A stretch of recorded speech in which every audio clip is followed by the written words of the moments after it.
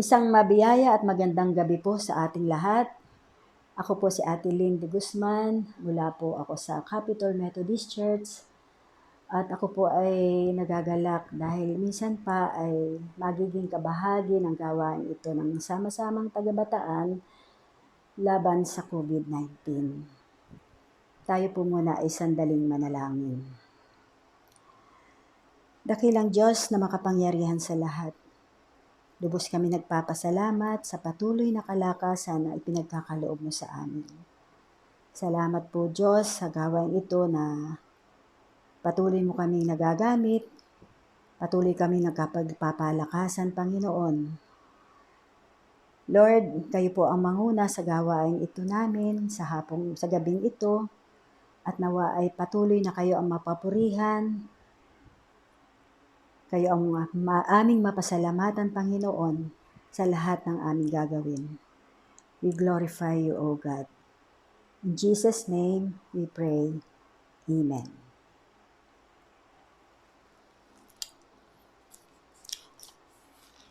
So, kumusta po tayong lahat? Kumusta po ang ating buhay sa panahon ng pandemya?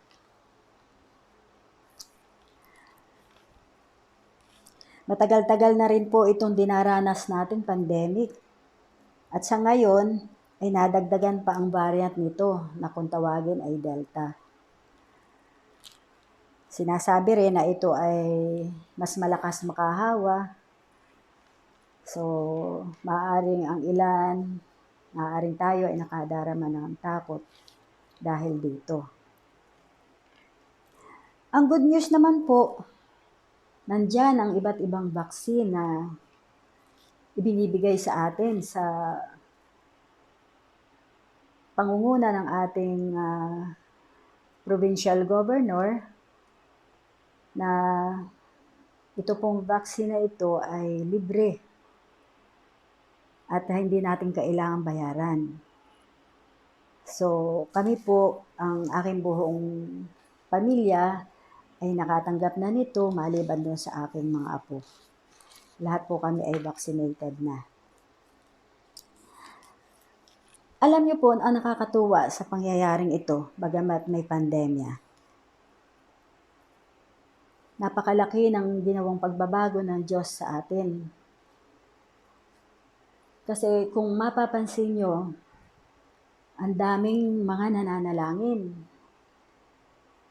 Hindi lamang ang sama-samang tagabataan laban sa COVID-19 na ang nangunguna, kundi marami ang maraming nag-organize ng mga group na nagsasagawa nitong mga panalanginan para maidulog sa ating Panginoon yung ating mga suliranin, lalong-lalo na itong suliranin natin sa COVID-19. Talagang napakalaki pong kaibahan noon dahil may mga limitasyon tayo dahil sa COVID-19, kaya patuloy lumalapit tayo sa Panginoon para dito na matapos na itong suliranin natin dito sa virus na ito. At nakakatuwa na tayo bilang mga mananampalataya, tayo po mga Kristiyano, hindi lamang yung sarili natin yung tinitingnan natin ngayon, kundi ang ating mga kapatiran.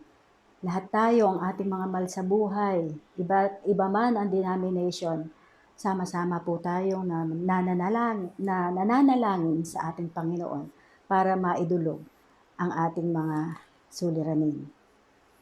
So, ibig sabihin lamang na ang ating panalangin sa Diyos ang tangi nating saligan. Ito ay mahalaga sa atin dahil sa Kanya lamang tayo magtitiwala. Siya lamang ang ating pag-asa.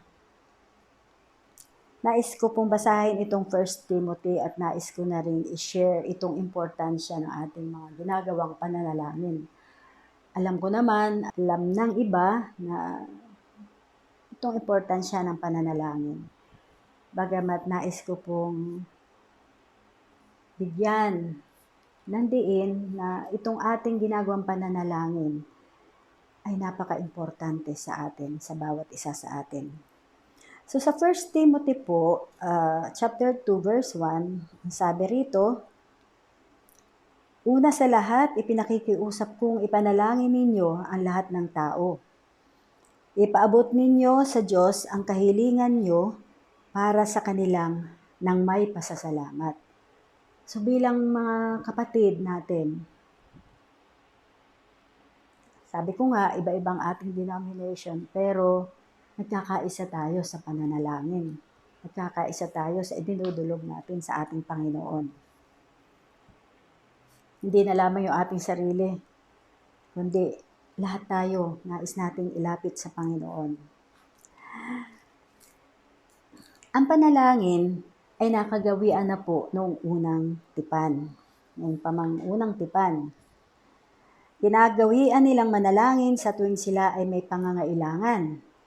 Kung sila'y nalulungkot, kung sila'y may kinatatakutan, maging sila ay may kasayahan, may tagumpay, o ano pa mang kalagayan. At maging ang Panginoong Hesus ay nagpamalas ng kahalagahan nito nang siya ay umiwas sa nakararami upang manalangin. Mababasa po natin kung tayo may mga Biblia sa Lucas 5:16. Sabi doon, at si Jesus ay nagpunta sa ilang napuok upang manalangin. Itinuro din niya sa kanyang mga alagad kung paano manalangin at kung paanong dapat manalangin.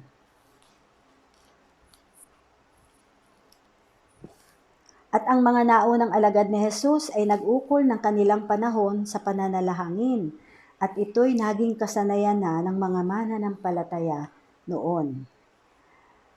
Alam niyo po, nais ni Jesus turuan ang kanyang mga alagad na manalangin lagi at huwag mawawalan ng pag-asa. At maging si Apostol Pablo man ay hinikayat ang mga mananampalataya sa Pilipos na ihain ang kanilang mga kahilingan sa Diyos. Dalhin yung kanilang mga idulog, yung kanilang mga dalangin, yung kanilang mga kahilingan sa ating Panginoon. So mga kapatid, wag po tayong magsawa na manalangin. Kasi minsan, hindi natin alam, baka napapagod din tayo. Minsan naaagaw yung ating mga oras ng ibang bagay. Pero napakahalaga po ang araw-araw na pananalangin. So ito po ay napaka-importante para sa atin. Dahil sa pananalangin, una, binibigyan tayo ng oportunidad na ibahagi sa Diyos ang lahat ng aspeto ng ating buhay.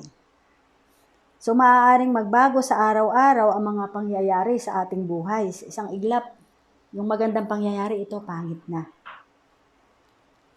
Maaaring maging masama ang mabuting pangyayari sa napakaiksing panahon.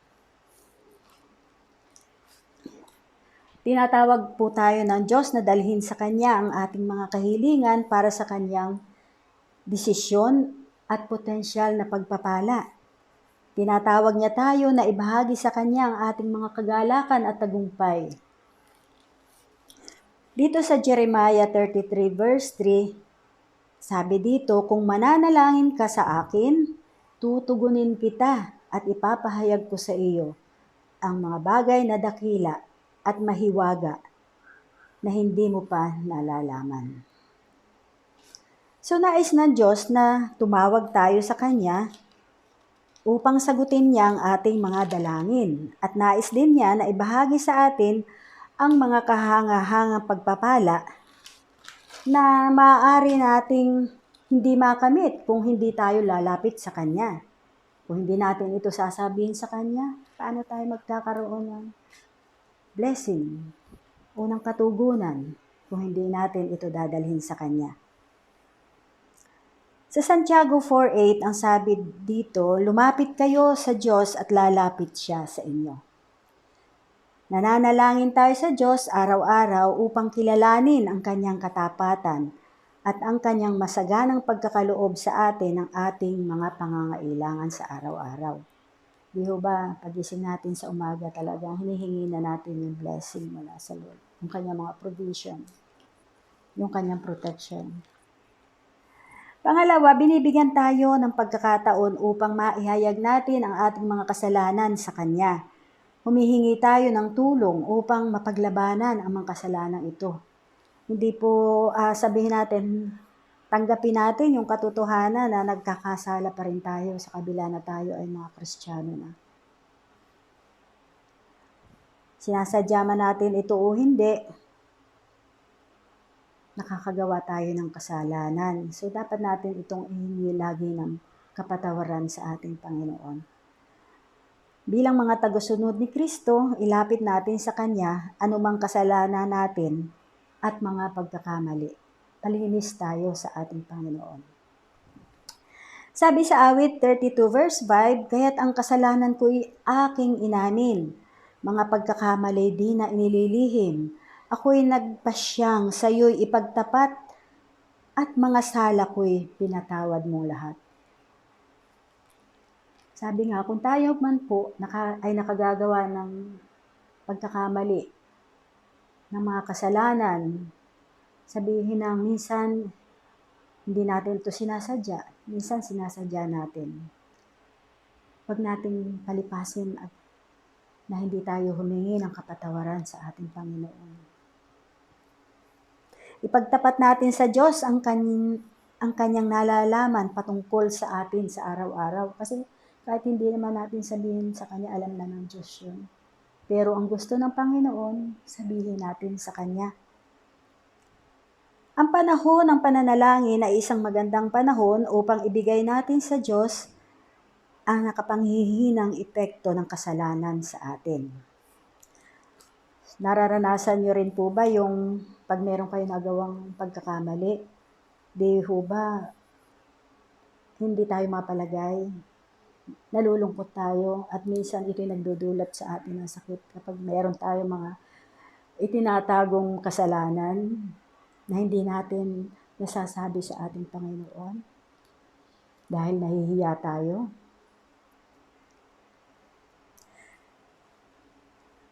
Kapag hindi natin ito naipagtapat sa Diyos, nagkakaroon ng hadlang sa ating personal na relasyon sa Kanya. Kailangan nating magpasakop at humiling lagi ng kapatawaran sa Kanya sa pananalangin. Tanging ang Diyos lamang ang makatutulong sa atin upang makatalikod tayo sa ating mga pagkakamali, sa ating mga pagkakasala. At upang mangyari ito, kailangan niyang marinig ang ating paghingi ng tawad. So napakabait po ng Panginoon. Kung nagkasala man tayo, laging nandyan siya handang patawarin tayo. Basta sabihin natin sa Kanya ito. Ihingi natin ang tawad. So yan pong pangatlo, ang araw-araw na panalangin ay kapahayagan ng ating pagsunod at pagsamba sa Diyos. At nagsisilbing kagalakan sa Kanya dahil sinusunod natin yung Kanyang mga utos. So pag tayo pala ay sumasamba, sumusunod,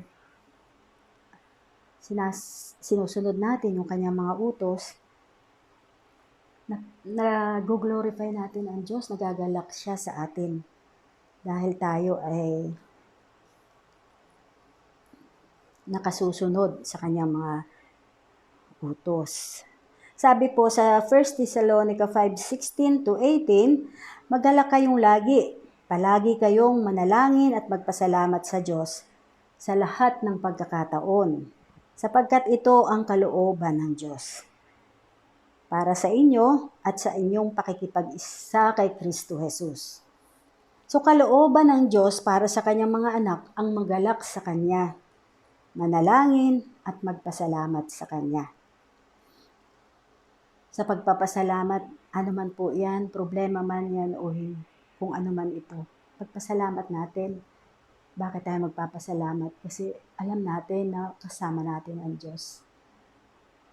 Kayang-kayang lutasin ng Diyos ito kapag ito'y iniluhog natin sa Kanya. So, nandyan ang problema, magpasalamat pa rin tayo sa Kanya dahil siya ang kikilos. So yung pang-apat po, ang araw-araw na pananalangin ay pagkilala sa kanyang sa kapamahalaan sa ating buhay, yung authority niya sa atin, yung pagkilala natin doon sa kanyang authority. Bilang mga Kristiyano, alam natin kung sino talaga ang may kontrol sa lahat ng bagay. Walang hanggan ang kapamahalaan ng Diyos. Walang anumang magagawa na hindi nalalaman ng Diyos. Dahil siya ang may kapamahalaan ng lahat. Ang atin pong Diyos, ang ating dakilang hari, siya ang kumukontrol sa lahat ng aspeto ng ating buhay. At sa huli, ang panalangin ay isang bagay na dapat nating gawin sa araw-araw.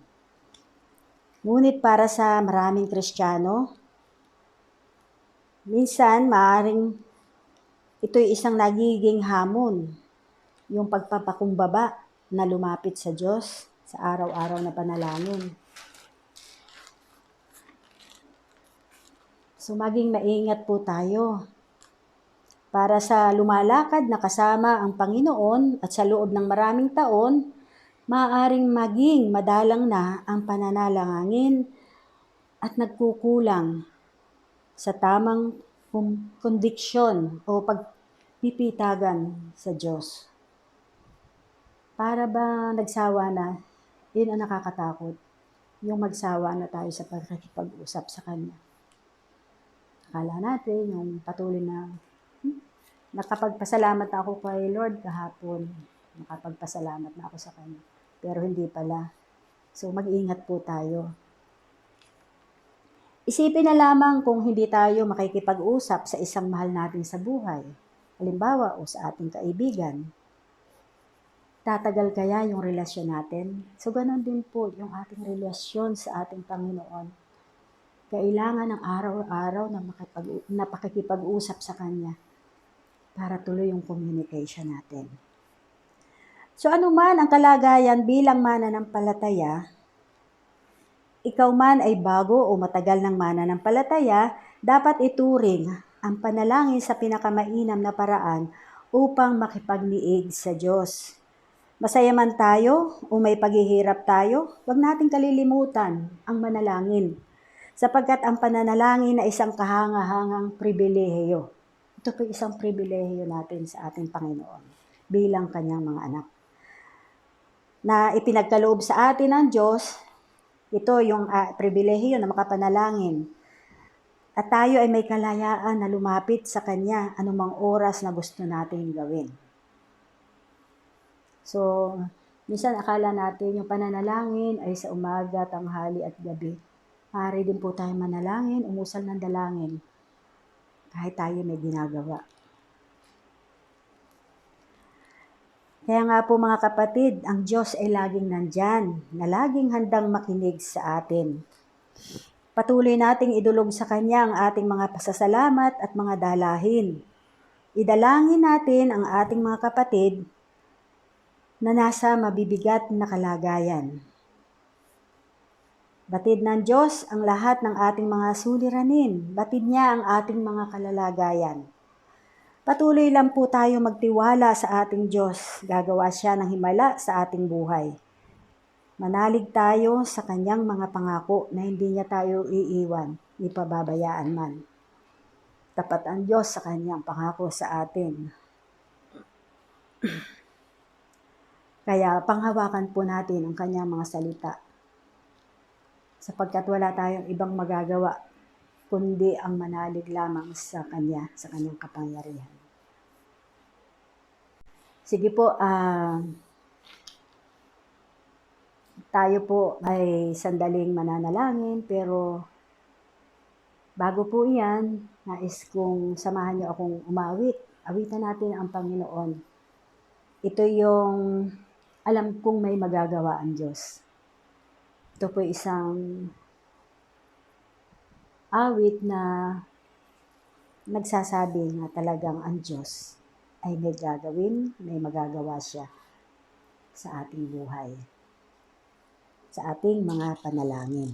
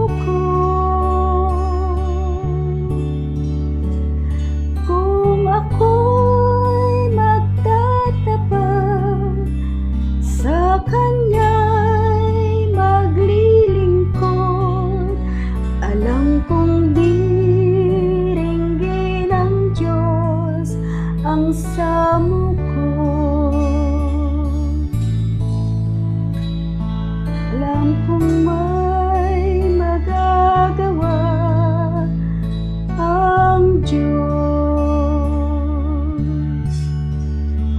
Alam kong may magagawa ang Diyos. Kung ako'y magtatapat sa Kanya'y maglilingkod, alam kong may magagawa ang Diyos. Ang makasama ng Diyos ay tunay. Ang makasama ng Diyos ay tunay. Kung ika'y lalapitan Kanya, ang makasama ng Diyos ay tunay. Ang makasama ng Diyos ay tunay. Ang makasama ng Diyos ay tunay. Kung ika'y lalapitan Kanya, ang makasama ng Diyos ay tunay.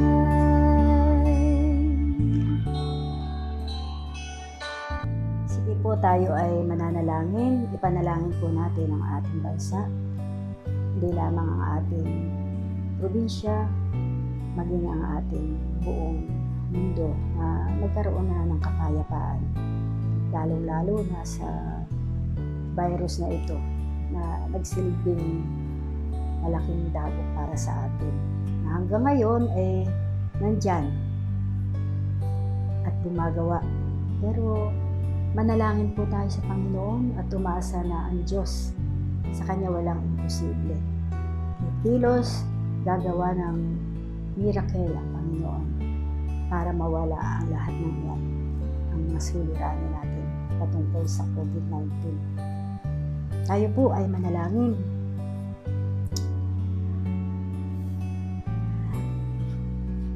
O Diyos na makapangyarihan sa lahat, patuloy na kaming lumalapit sa iyo, nagpapakumbaba at nagpapasalamat sa iyong walang sawang kabutihan sa amin. Patuloy naming idinadalangin na kayo po ang manguna sa aming bansa. Pagpalain mo po ang aming Pangulong Duterte at bigyan ng karunungang nagmumula sa iyo upang mapangunahan niya ng may katapatan at pagmamalasakit ang iyong bayan. Magkaroon siya ng pagnanais na maiayos at mapaunlad ang buhay ng bawat mamamayan dito at magkaroon ng matatag na pananampalataya para sa iyo lamang. Idinadalangin din po namin ang lahat ng mga senador, congressman, gobernador, mga mayor, hanggang sa pinakamababang antas ng aming pamahalaan, ang mga barangay captain, Panginoon. Lord, idinadalangin din po namin ang lahat ng mga frontliners na sila po, Panginoon, yung madalas na nakaprone, Panginoon, sa COVID-19. Lord, yung iyong protection, ang patuloy niyong ipagkaloob sa bawat isa sa kanila. Maging sa aming mga senior citizen, sa mga bata, at kaming lahat, Panginoon, na maaaring mahawahan ito. Lord, salamat. Salamat po, Panginoon, na sa mga panahong ito, dumating ang vaccine na siyang nagbibigay protection sa amin. Salamat, Panginoon, sa mga taong ginamit mo upang magkaroon nito, Panginoon. Magkaroon kami ng protection against COVID-19 at sa kung anong pamang mga virus na maaari naming makuha sa loob at labas ng aming tahanan. Dinadalangin din po namin ang kagalingan ng lahat ng mga may sakit, lalo na ang may mga cancer, Panginoon. Lord, alam po naming napakahirap magkaroon ng ganitong sakit. Kaya naman hinihiling namin sa pangalan ni Jesus, padaluyin mo sa kanilang katawan, total healing, na sa iyo lamang magmumula. Panginoon, maging ang lahat ng may karamdaman, nasa ospital man sila o nasa kanilang mga tahanan, hipuin niyo po sila ng inyong mapagpagaling na kamay. Ibalik ang lahat ng kanilang mga kalakasan. In Jesus' name, Lord. Dalangin din po namin ang iba pang mga kapatid na mayroong suliranin, mga kapatid na nawala ng mahal sa buhay. May mga pinagdaraan ng kahirapan, bunga ng kawalan ng hanap buhay. Kayo po ang nakababatid ng lahat ng ito, kaya inilalapit po namin sila sa inyo. Tulungan mo po sila, Panginoon. At nagpapasalamat po kami, Panginoon, sa gawain ito ng sama-samang tagabataan laban sa COVID-19. Salamat sa pribilehiyo, Panginoon, ng pananalangin na hindi lamang yung sarili namin, Panginoon, yung aming inilalapit sa iyo, kundi maging ang lahat ng aming mga kapatid, ang iyong mga nilalang, Panginoon, na kung saan man sila naroroong bansa, Panginoon, ang iyong mga anak na ito, Panginoon, nilalapit namin sila sa iyo, Panginoon. Bigyan mo sila ng panibagong lakas, ng protection, ng iyong mga provision, O God.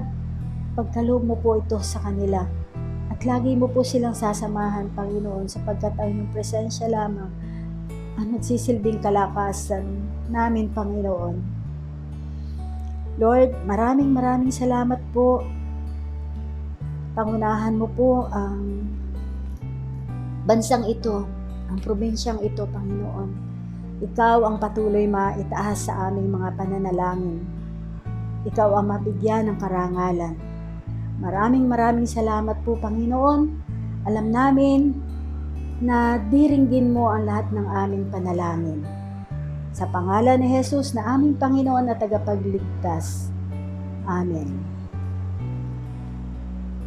God bless po sa ating lahat. To God be all the glory.